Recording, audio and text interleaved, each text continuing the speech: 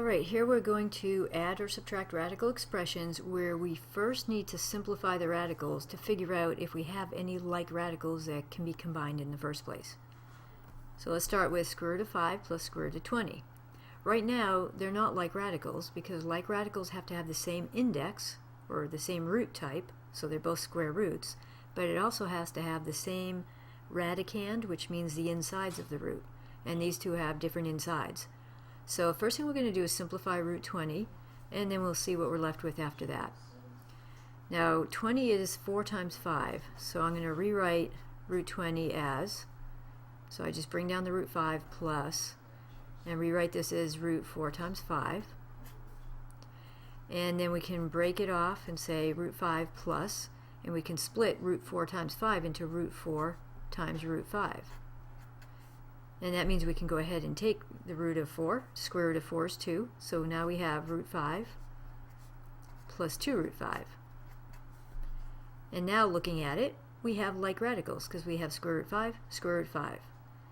Now we can combine their coefficients. And remember, if you don't see a coefficient, that means it's a 1, even though it's not shown.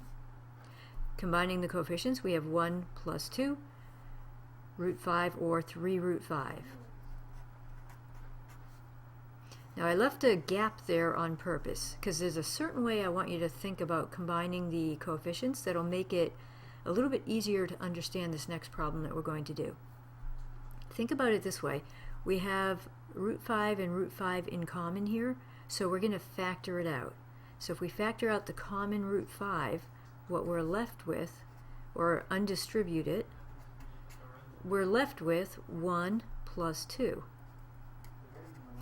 So that's really what you're doing when you combine like terms or like radicals, is you're undistributing the like part, and what you're left with is combining the coefficients in the front. So we have 1 plus 2 is 3 root 5. Okay, now for this problem we didn't have to do that step, but on this problem we are going to have to do that step. So let's see how that works. Right now we don't have like radicals because even though they're both square roots, the insides are different. So what we want to do first is simplify this guy and see what we get. So we want to break down 32 and x cubed into factors that contain perfect squares. So 32 is the same as, and let's go off to the side here for that. For 32, we could have 2 times 16, 8 times 4, and 4 is a perfect square, and so is 16. And I'm going to use 2 times 16 because I want to use the highest possible square root. So I'll rewrite this as 16 times 2. And then for x cubed, the highest possible square that I could break that into is x squared times x to the 1, where x squared is a perfect square. So 16 and x squared are perfect squares. And I'll just bring down the plus root 2. There's nothing we can do with that, or root 2x. And now we keep going with this guy. We're going to break it up and say first the perfect squares, square root of 16x squared, times the not perfect squares. So that'd be times root 2x. And bring down this other root 2x. And now we can look at it and see that we have like radicals. Square root 2x, square root 2x. And again, this has a 1 in front of it, even though nothing's shown. So we can go ahead and take the square root of 16x squared, which is 4x, and times root 2x stays where it is, plus 1 root 2x. And now we can go ahead and combine the like radicals. And here's where we're forced to use that step that I showed over here, where we undistribute the like radical. Because now we can't combine 4x plus 1 any more than just saying it's 4x plus 1. So I'm going to put parentheses, undistribute the root 2x, and then 4x plus 1 are the leftovers. So that's combining the coefficients right there. And there's nothing else we can do to it. And that would be our answer. What you want to be careful of here is not to put the answer without parentheses, because if I said 4x plus 1 root 2x, then this 4x is not being multiplied by the root 2x, but it has to be. So I want the parentheses around the 4x plus 1. And the last one. Same idea, except now we have cube roots. So we just want to be really careful when we're simplifying the radicals to break into factors that are perfect cubes, not perfect squares. So let's see, first we'll start off with 24xy cubed. Now y cubed is already a perfect cube.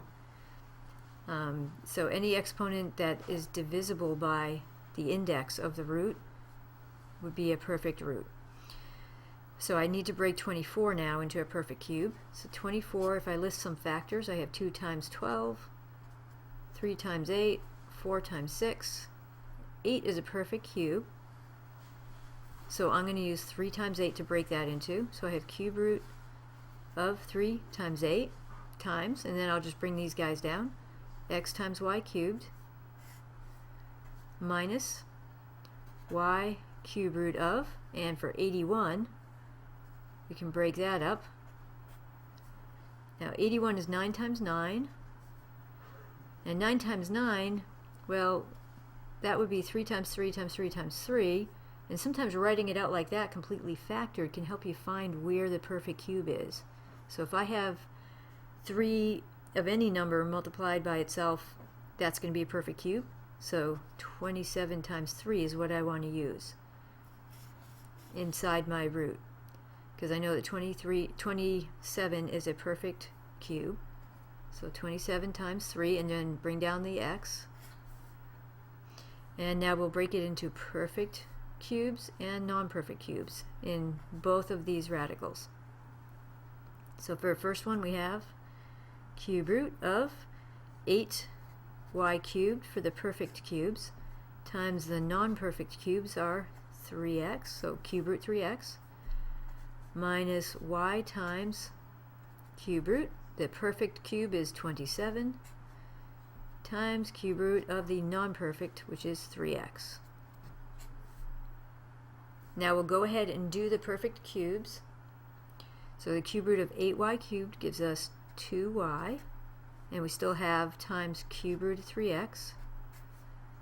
And here we have minus y times the cube root of 27 is 3, so that gives us minus 3y, so 3 times y. Bring down the times cube root of 3x. And now we check to see, do we have like radicals? Cube root 3x, cube root 3x. Yeah, those are like radicals. We can combine the coefficients. 2y minus 3y is negative 1y, or just negative y. And write the like radical next to it, and we have our answer.